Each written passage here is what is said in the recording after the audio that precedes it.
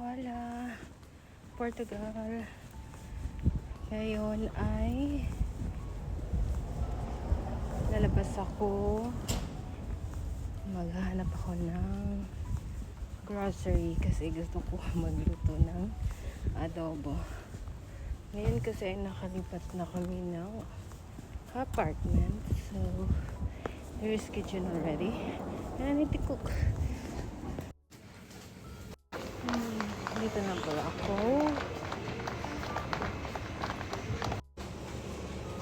Chicken. Ayun yung mga manok nila. Natatakot ako baka makakuha ako ng rabbit. Kasi sabi, nagbebenta daw sila dito ng rabbit. Ano ba kukunin ko? Nandito na ako sa apartment. Nahiya akong mag-vlog kasi ang daming tao. Ito yung binili ko. Ito, papakita ko sa inyo. Wait. Bumili ako ng kape, soya sauce. Ito yung soya sauce nila, ang liit. Tapos, bumili din ako ng itlog para sa breakfast. Ayun. Tapos, sibuyas. Actually, ang mahal sibuyas nila dito. Tapos, chicken. Bumili ako ng liempo.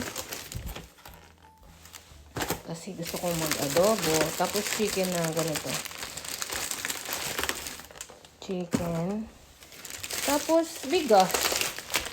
Number 1 na need ko, bigas. Tapos, ayun lang. So, susunod ko na bibilin yung iba. Magkano nga ba? Ang ginastos ko ay, lahat ay, nasa 19.55. So, kung i-convert mo, nasa almost 20 euro, diba? Tapos, sabi, i-divide mo lang sa KD. Kasi nagbabase ako sa KD. So, nasa ano lang siya, mga 6.5 something yung nabili ko lahat. May karne na ako, may itlog, may sibuyas, tsaka may bigas. O, diba? Ang mura dito. Mas mura dito kaysa i-compare mo sa Kuwait. Ang saya. Ang saya ko kasi sa wakas makapagluto na ako. At ako ay maghahanda na. Ito pala yung aking outfit kasi malamig sa labas. So, ngayon, ito ay ano lang, kusina. Ano lang to, apartment na solo apartment, studio type.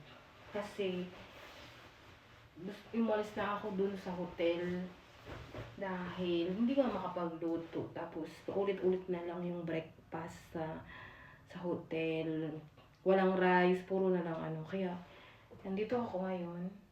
Try kong maging hindi boring kasi wala yung drawers ko. So, magluto tayo ng adobo. Ng kakaibang ingredients kasi wala yung mga brand na gusto natin. Try nating dito sa Portugal. Makag-survive ng solo. Okay? Bye guys. Pakita ko sa inyo yung adobo mamaya. Bye!